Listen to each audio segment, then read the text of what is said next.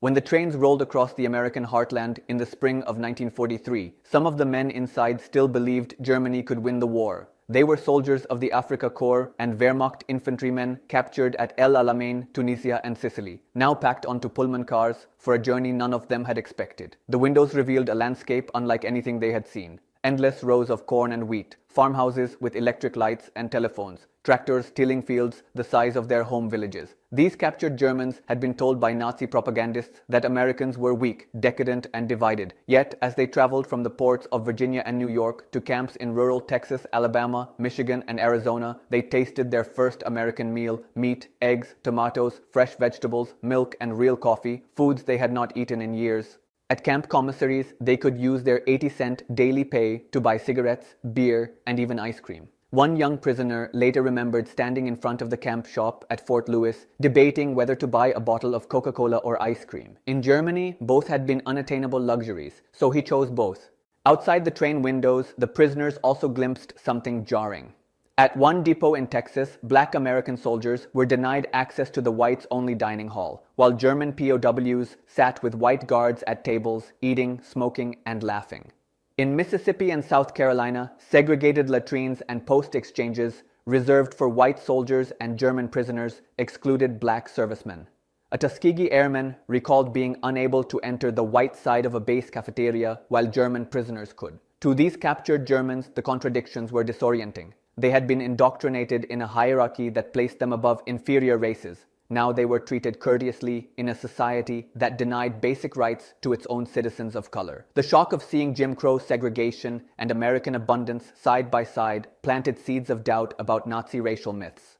America's decision to house captured enemy soldiers on its own soil was born of necessity. After the victories in North Africa and the invasion of Italy, the Allies captured hundreds of thousands of Axis troops. Britain lacked space and resources, so Washington agreed to accept prisoners. By the end of 1945, the United States held around 425,000 German prisoners in 700 camps scattered across 46 states. The war these men expected to fight ended for many of them, not on distant battlefields, but in the camp barracks of Oklahoma, Texas, Michigan, and Alabama. What they saw there, the size of America's farms, the weight of its industrial capacity, the contradictions of its democracy, and the humanity of its captors convinced many that Germany's defeat was inevitable long before the Reich fell. This is the story of how a war was lost in minds and hearts before it was lost on the battlefield. The United States had little experience with large prisoner populations before 1942.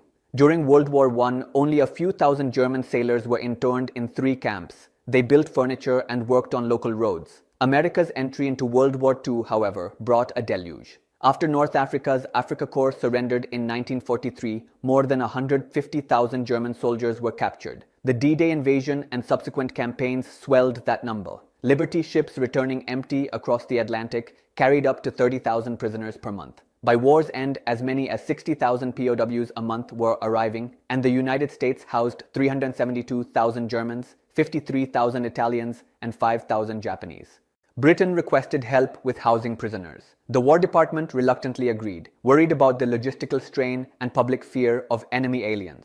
The Army Corps of Engineers and contractors raced to build camps on military bases or remote farmland. In Alabama alone, 24 camps ultimately held about 16,000 prisoners. Texas, with its similar climate to North Africa, hosted more than 90,000. Camp capacities ranged from 250 to 9,000 men. Sites were chosen away from industrial centers, both for security and to locate labor near farms suffering from wartime manpower shortages. The Geneva Convention of 1929 set standards for the humane treatment of prisoners. It required detaining powers to feed, house, and care for POWs in conditions equivalent to those enjoyed by their own soldiers. When the first prisoner convoys arrived, American authorities provided the same rations given to U.S. troops, with adjustments for rank. Enlisted men received about 40 square feet of living space. Officers had 120 square feet and could not be compelled to work. If enlisted prisoners slept in tents while barracks were built, so did their guards. The War Department, aware that American soldiers were held in German camps, stressed strict adherence to the Geneva Convention to ensure reciprocal treatment. Administering such a large system demanded organization. The Office of the Provost Marshal General supervised the camps. The War Department established guidelines. Camps must not be in urban or industrial areas. Climates should be mild to reduce construction costs. and locations should allow POW labor to alleviate farm shortages.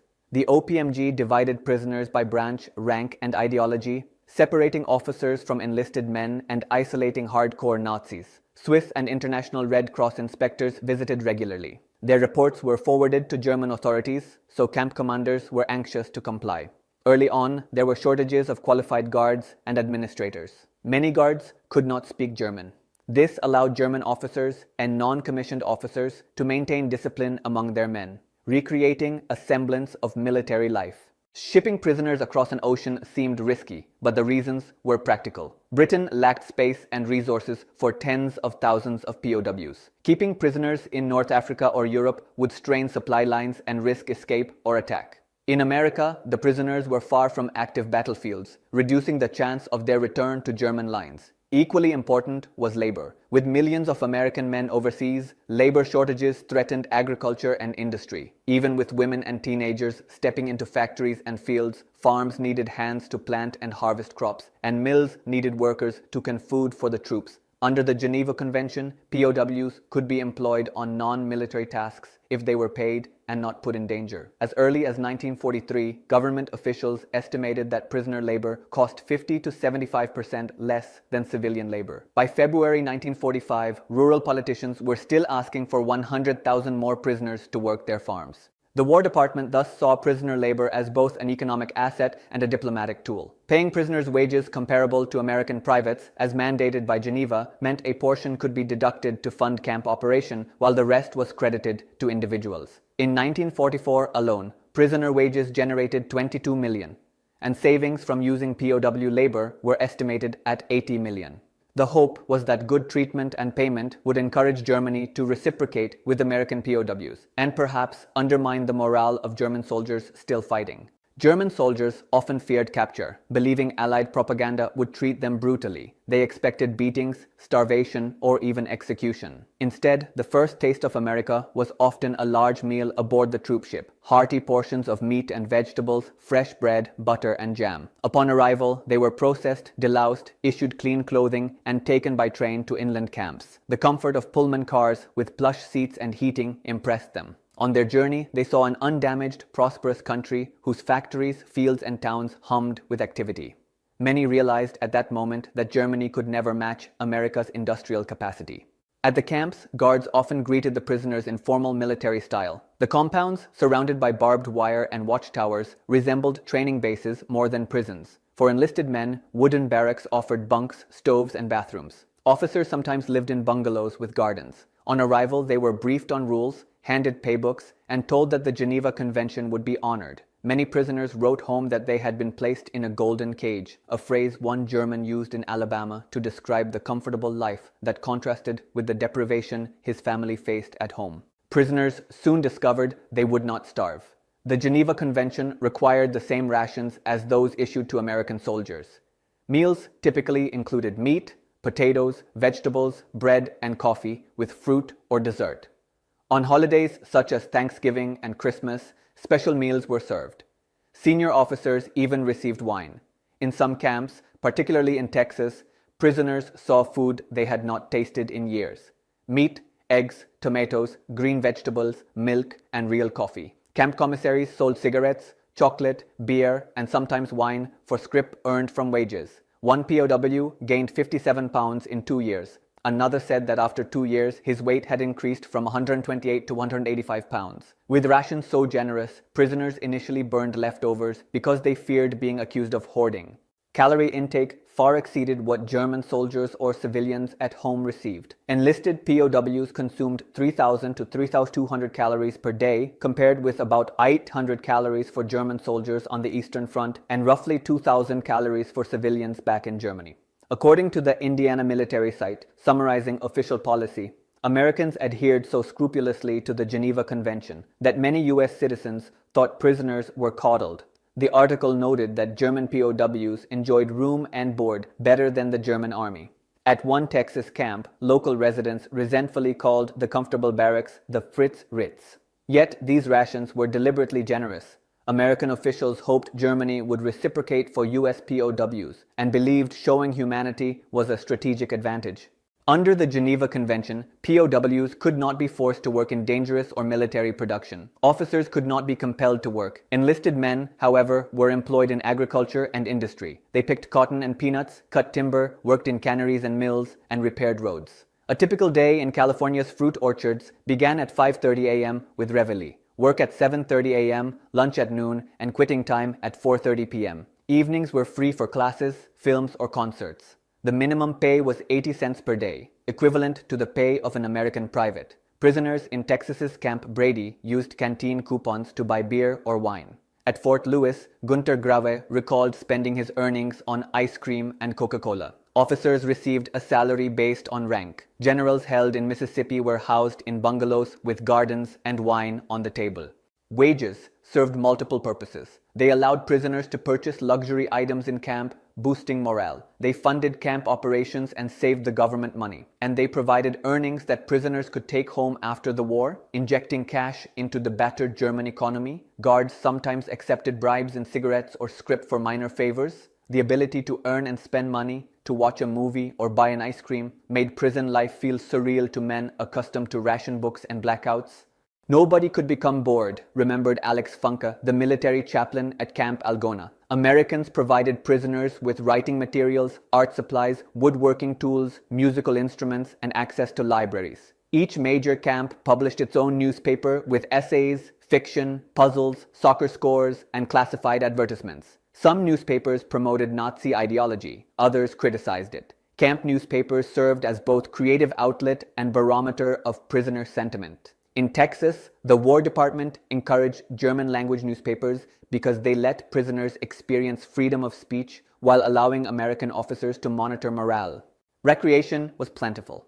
Camps organized soccer leagues, track meets, volleyball tournaments, and even bowling alleys. Camp Brady in Texas boasted an outdoor bowling alley, 4 handball courts, a track, and 12 volleyball courts. Sports were weekly holidays, with guards betting on their favorite teams. Locals sometimes parked outside fences on Sunday afternoons to watch soccer matches and cheer. Prisoners built orchestras, performed operas, and held theater productions. Some camp performances were broadcast on local radio. The YMCA donated radios and phonographs, and prisoners' favorite record, Bing Crosby singing "Don't Fence Me In," could be heard echoing from the barracks.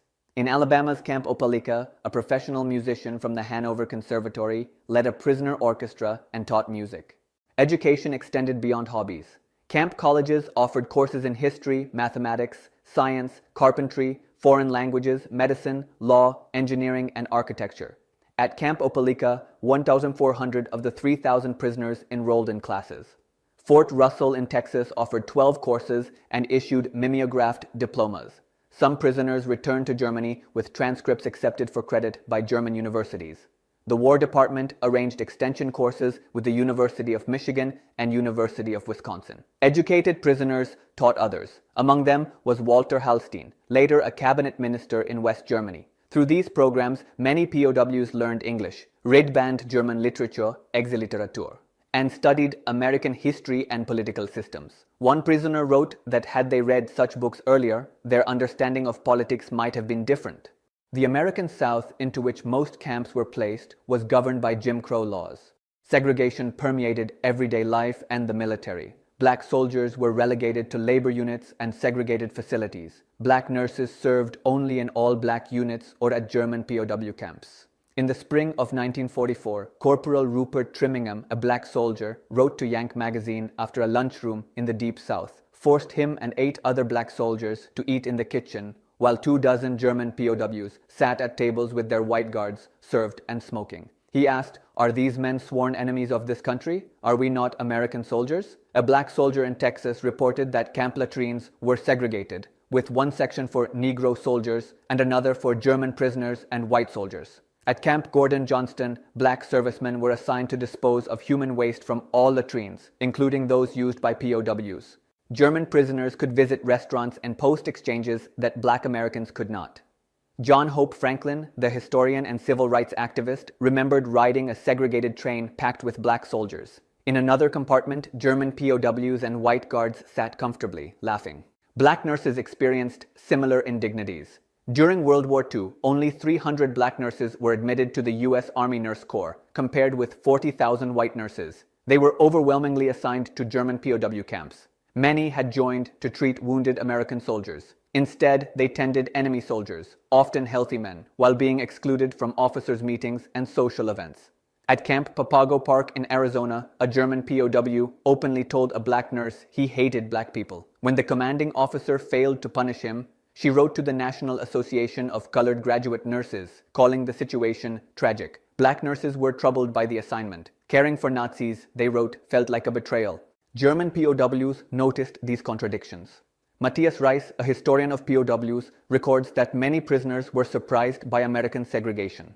In a Texas depot, black soldiers were refused entry to a whites-only dining hall, while German POWs ate inside with their guards. Some POWs were embarrassed by the deference they received and by the racist insults directed at black Americans. Others, especially hardcore Nazis, felt vindicated, viewing segregation as confirmation of white supremacy. Nazi propagandists had long emphasized racism in the United States to undermine the moral standing of the Allies. But the POWs could now observe reality. They saw that America's democratic ideals coexisted with injustices. They also saw black Americans serving courageously in uniform, challenging the Nazis' belief in racial inferiority. German POWs became a fixture on American farms and in small towns. In Alabama, they harvested cotton and peanuts, built barns and repaired fences. In Texas, they picked oranges, cut timber and canned fruit. Farmers initially regarded them with suspicion, locking doors and warning daughters. But as POWs proved reliable, locals formed relationships. A Texas farmer's family invited the Germans to share a Christmas feast. The men sang carols around the piano.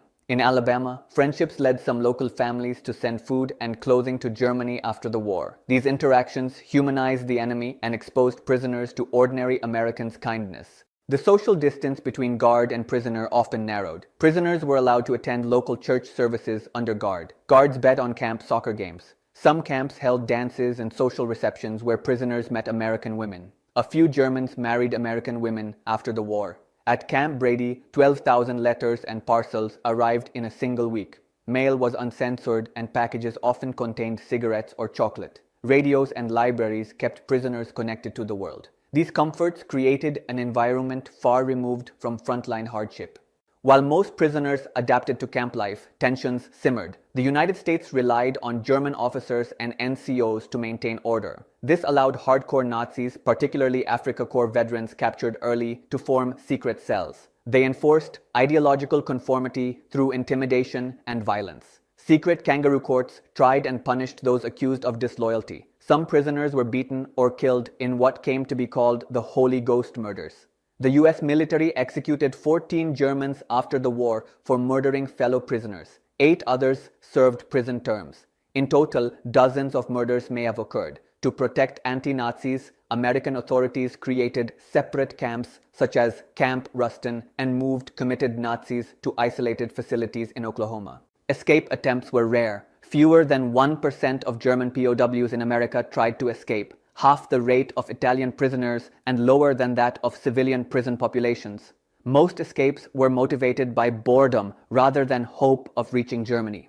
The Papago Park escape in December 1944 involved 25 prisoners who crawled through a 178-foot tunnel. All were recaptured within weeks. The most famous escapee, Georg Gartner, assumed a new identity and lived in the United States for decades before revealing himself. Generally, the comforts of camp life, plentiful food, wages, entertainment, discouraged attempts at flight.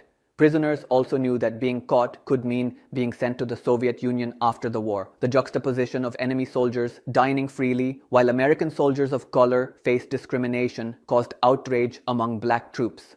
As Matthias Reis documented, black soldiers wrote letters to the Yank magazine and the National Association for the Advancement of Colored People, NAACP, complaining that POWs received better treatment than they did. In one letter, soldiers at a camp in Florida reported being assigned to dispose of the human waste of POWs, while German prisoners walked freely. Another soldier in Texas wrote that the latrine was divided into a section for Negro soldiers and another for German prisoners and white soldiers. Private Harold Hardy noted that German prisoners laughed at columns of black troops walking separately from whites, scoffing that the black Yank is only good as a workhorse. For black soldiers, the preferential treatment of enemy prisoners exposed the hypocrisy of fighting for freedom abroad while facing segregation at home. The discrimination extended beyond facilities.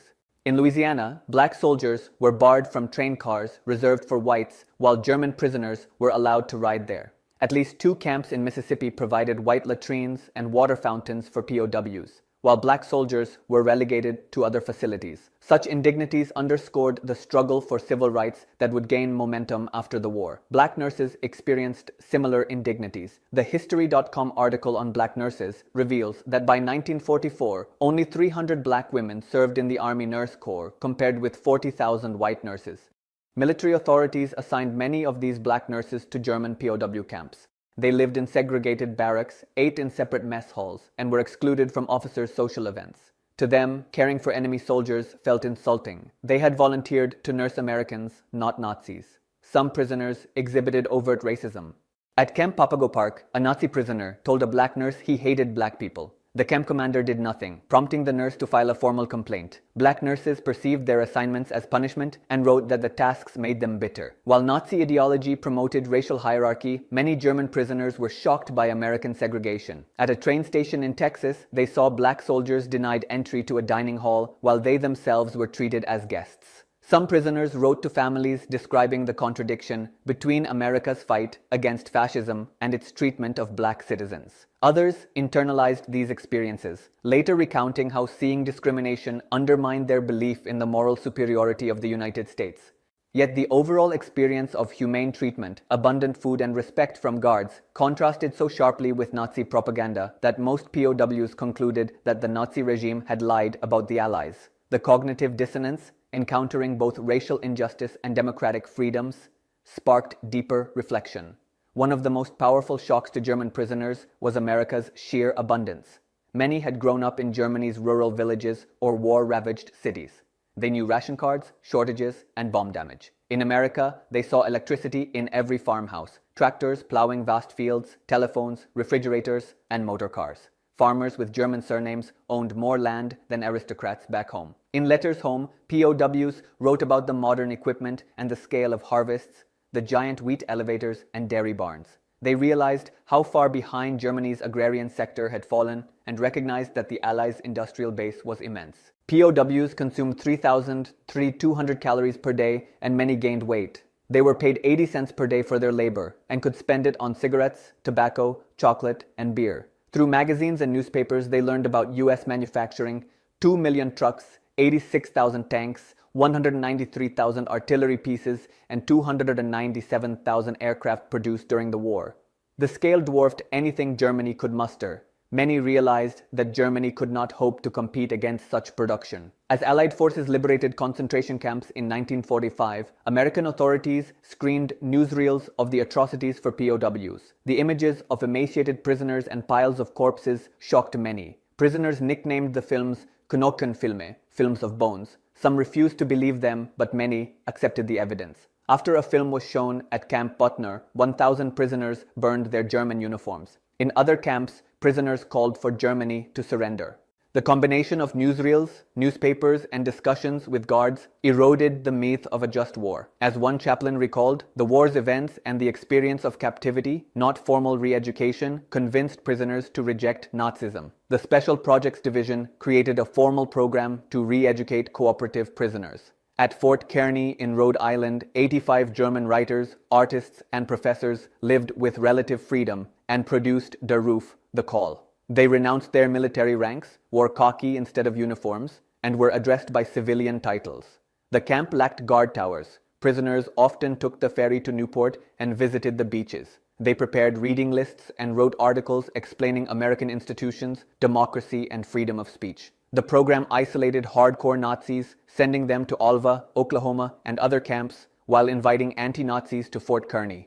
Although the SPD was controversial and arguably violated the Geneva Convention's prohibition against propaganda, it had some success. Many of the intellectuals who participated formed the core of Group 47, a literary circle that became a driving force for West German democratic culture after the war. Yet surveys showed that the program affected only a minority of prisoners. Most who changed did so because of the overall camp experience and Germany's defeat. Arnold Kramer, a historian of POWs, noted that he never met a former POW who admitted to being a Nazi. Many insisted they had been apolitical soldiers. Nevertheless, the combination of humane treatment, exposure to abundance, education, and the shock of Nazi atrocities was transformative. In Alabama, the Army Corps of Engineers built camps at Aliceville, Opelika, Fort McClellan, and Fort Rucker. Camp Aliceville, with capacity for 6,000, became the largest. Conditions were so comfortable that one prisoner described his life as a golden cage. Abundant provisions, educational programs, and sports discouraged escape. Only a few prisoners slipped away during work details, and all were quickly recaptured. The biggest danger came not from guards, but from political struggles among prisoners. American personnel separated Nazi and anti-Nazi factions. Camp newspapers chronicled the results of soccer matches and reprinted prisoner essays and cartoons. Opulent orchestras and art studios thrived. Camp Opelika's orchestra, led by a Hanoverian professor, performed regularly. Camp colleges offered courses ranging from history and physics to veterinary medicine and architecture. Prisoners took correspondence courses through the University of Michigan and the University of Wisconsin. Many completed coursework accepted by German universities after repatriation. Work details connected prisoners with the local economy. POWs earned 80 cents a day and provided essential labor during a period when many Southerners had migrated to cities. They harvested cotton and peanuts, built barns and fences, and maintained infrastructure. Fraternization rules were relaxed. Some Alabama families invited POWs to meals and formed long-lasting friendships. After the war, Alabamians sent food and clothing to former prisoners. Decades later, the Aliceville Museum and the Museum of East Alabama preserved camp artifacts and hosted reunions. Texas hosted the largest concentration of German POWs, around 90,000. In his essay, When the Afrika Korps Came to Texas, historian Arnold Kramer describes prisoners arriving to camps ready for 3,000 to 4,000 men. The War Department built 6 permanent camps and expanded multiple army bases to house POWs. Good food surprised the prisoners. They saw meat, eggs, milk, and even ice cream for the first time in years. Canteen coupons allowed them to buy cigarettes, beer, and wine. Camp Brady boasted an outdoor bowling alley, multiple courts, and a track. Sports were weekly holidays, with guards betting on their favorite teams. Education flourished, with courses taught by prisoners and local professors. Graduation certificates from the University of Hausa or the University of Walters were accepted by German universities after the war. Mail flowed freely. At one point, Camp Brady received 12,000 letters and parcels in a single week. Radios and phonographs filled the evenings with music, and Bing Crosby's Don't Fence Me In became the anthem of camp life. Prison libraries of over 2,500 books circulated widely. Films were shown weekly. Hundreds recited lines from westerns. Swiss inspectors visited regularly, keeping conditions up to Geneva standards.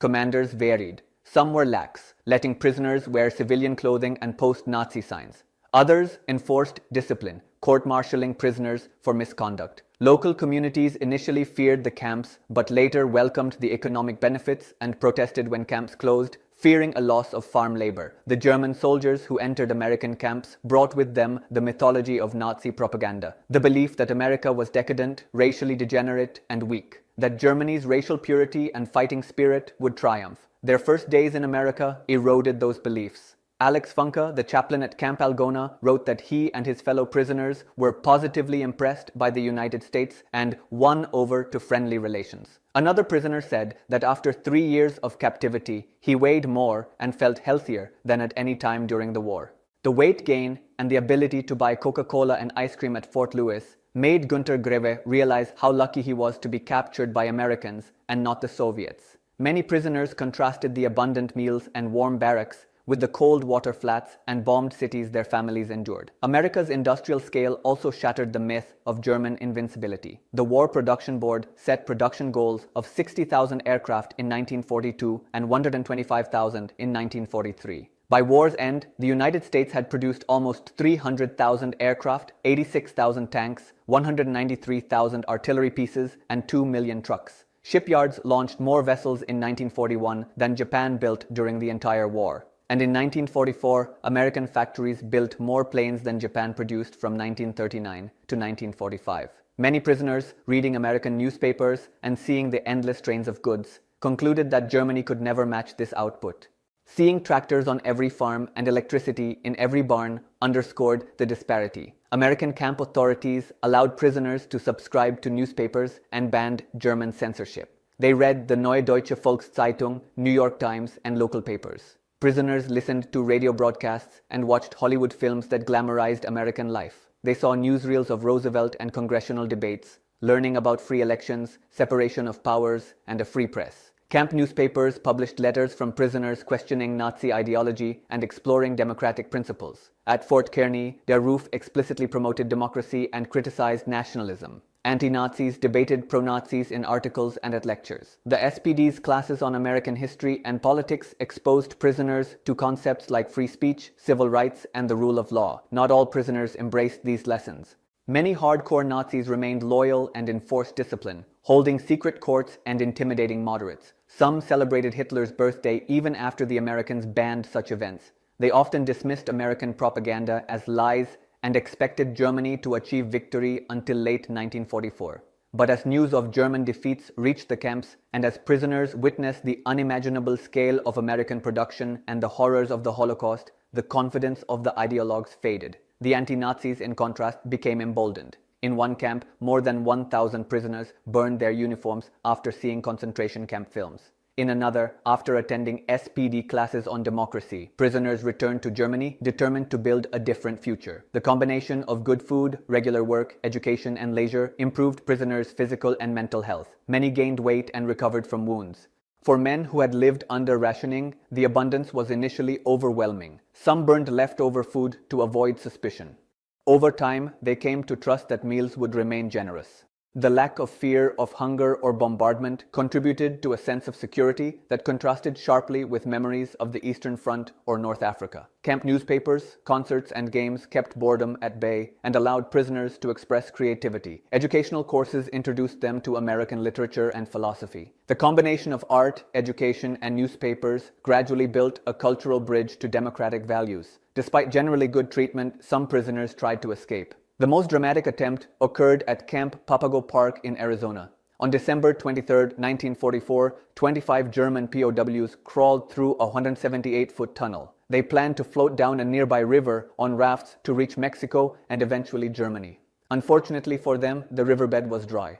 Within weeks, all were recaptured. The story became a humorous footnote in US newspapers and underscored the futility of escape when the war was turning decisively against Germany. Other escapes were more desperate. A handful of prisoners reached Chicago or New York before being apprehended. Georg Gartner, who escaped from a camp in Deming, New Mexico, assumed the identity of Dennis Wiles and lived quietly in the United States for 40 years. Such cases were exceedingly rare. Less than 1% of German POWs attempted escape and nearly all failed. The camp system's reliance on German officers to maintain discipline allowed Nazi factions to persist. Committed Nazis organized themselves into secret cells, enforced obedience, and punished dissenters. The so-called Holy Ghost tribunals targeted prisoners suspected of defeatism or insufficient loyalty. Victims were found hanging in showers or in their bunks. American authorities investigated and prosecuted some of the perpetrators, executing 14 prisoners and imprisoning 8 others. But many murders went unpunished due to lack of evidence or witnesses. These incidents underscore that while many POWs embraced the opportunity to learn and reflect, others remained zealots committed to a dying regime. When Germany surrendered on May 8, 1945, most German prisoners expected to be sent home immediately. Under the Geneva Convention, repatriation should occur as soon as possible after the conclusion of peace. Yet the US and its allies faced a massive logistical challenge, shipping hundreds of thousands of men across the Atlantic while Europe lay in ruins. Additionally, Britain and France needed labor to rebuild. Consequently, most German POWs continued working in the United States through 1946, then were shipped to British and French labor camps for up to 3 more years. In May 1945, American authorities cut rations and ended canteen food sales after public complaints that prisoners were eating too well. Despite these restrictions, conditions remained humane compared with the devastation in Germany. Before repatriation, prisoners were required to watch documentaries on concentration camps. Arnold Kramer noted that in his interviews, he never met a former POW who admitted to being a Nazi. Most claimed to have been apolitical or unaware of atrocities. Some prisoners had joined the Afrika Korps or Wehrmacht at 17 or 18, indoctrinated through Hitler Youth. Captivity exposed them to a different worldview. After repatriation, about 5,000 former POWs emigrated to the United States. and thousands more returned to visit. Many remained in contact with American families and former guards. The wages they earned, often saved in scrip, provided a small nest egg for rebuilding their lives. The experience of captivity influenced post-war Germany in subtle but profound ways. Many prisoners returned home with familiarity with the English language, appreciation for American culture, and a belief in democracy. Alex Funke reported that the 3 years in camp were not lost, useless time, but a lifting experience which has shaped us. He corresponded with 80 fellow prisoners and found all had become convinced Democrats because of their treatment. At Fort Kearny, intellectuals who produced Der Ruf formed Group 47, whose members included writers like Heinrich Böll and Günter Grass. They championed free speech and confronted Germany's past, laying cultural foundations for West German democracy. The SPD's re-education program may have had limited direct impact, but the combination of humane treatment, exposure to abundance, education, and the shock of Nazi atrocities was transformative. Some prisoners volunteered to fight against Japan after seeing camp films. Others returned to Germany and joined democratic political parties. A few, like Walter Hallstein, became influential politicians in the Federal Republic. The ability to compare American abundance and freedom with Nazi authoritarianism convinced many that Germany's future lay with democracy and integration into the West. For some former POWs, America became home. Georg Gärtner, the Papago Park escapee, lived in the US under an assumed name for decades and eventually became a citizen. Thousands of former prisoners applied for visas and immigrated to America, drawn by memories of kindness and opportunity. Others returned as visitors to attend reunions or to thank their former captors. In 2017, Günter Grawe, who had been held at Camp Lewis in Washington, rode a bicycle across Joint Base Lewis McChord to visit his old barracks and thank the Americans who had treated him well. He recalled using his 80 cents a day to buy ice cream and Coca-Cola, luxuries unimaginable in wartime Germany. Grawe expressed gratitude for having been captured by the United States rather than the Soviet Union, reflecting a common sentiment among former POWs. The story of German POWs in America is often eclipsed by tales of battlefield heroism and strategic maneuvers. Yet the interactions behind barbed wire had profound strategic and moral consequences. By adhering to the Geneva Convention and providing prisoners with food, wages, education, and relative freedom, the United States undermined Nazi propaganda that portrayed the Allies as monsters. Prisoners saw that their captors did not hate them. They experienced fairness even while their own government had waged a campaign of genocide. This humane treatment sowed the seeds of democratic values in thousands of young Germans.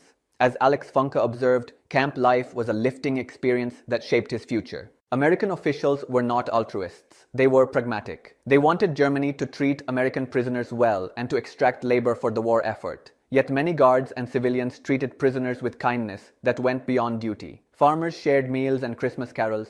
Guards taught English and bet on soccer games. Church groups sent books and instruments.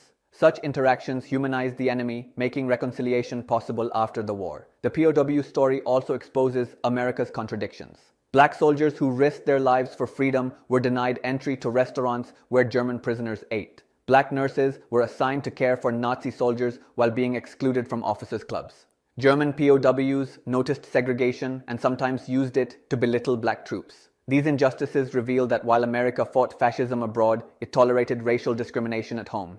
The presence of German prisoners served as a mirror, highlighting the gap between American ideals and practice. For German prisoners, this contradiction complicated the narrative. Some saw Jim Crow laws as confirmation of Nazi racial theories. Others recognized the hypocrisy but differentiated between law and principle, seeing that democratic debate and civil rights movements were possible in America, whereas dissent was crushed in Germany. Over time, the civil rights struggle would force America to confront its own racism, drawing in part on the moral authority gained from fighting fascism. The central theme of this story is that the war was already lost in the minds of many German soldiers before it ended on the battlefield. The physical battle for Berlin in 1945 was preceded by a psychological defeat in the camps of Alabama, Texas, and Kansas. Men who once shouted Heil Hitler now listened to Bing Crosby, studied Shakespeare, and wrote letters praising American generosity. They gained weight on 3,200-calorie diets, earned money, and experienced freedom of speech and religion. They learned about the Holocaust from films and newspapers. They saw factories producing thousands of airplanes and tanks. They observed black soldiers fighting for a country that denied them full citizenship. These experiences dismantled Nazi narratives and undermined morale. Even the most committed Nazis could not escape the evidence that Germany was losing. As Allied armies crossed the Rhine, faith in victory evaporated. At that point, the Holy Ghost trials and secret salutes were acts of defiance by a dwindling minority. For the majority, the war had become senseless, and their focus shifted to surviving and planning for the future.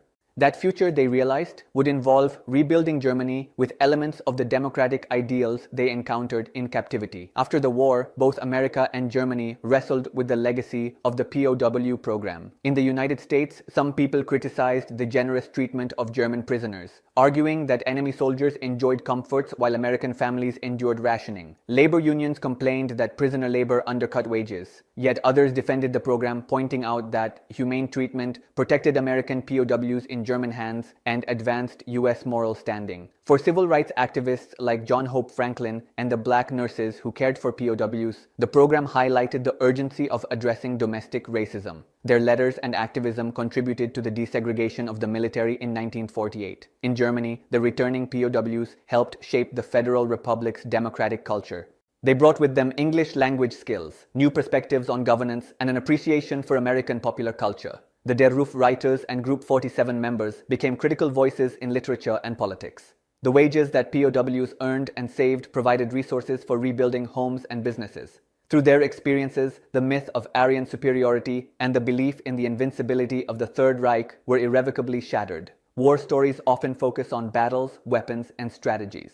The narrative of German POWs in the United States offers a different perspective, a war of ideas and morals. On one side was Nazi ideology built on racial supremacy, militarism, and brutality. On the other was a democracy imperfect but resilient, capable of both injustice and generosity. By choosing to treat prisoners humanely, America undermined fascist propaganda and planted seeds for a democratic Germany.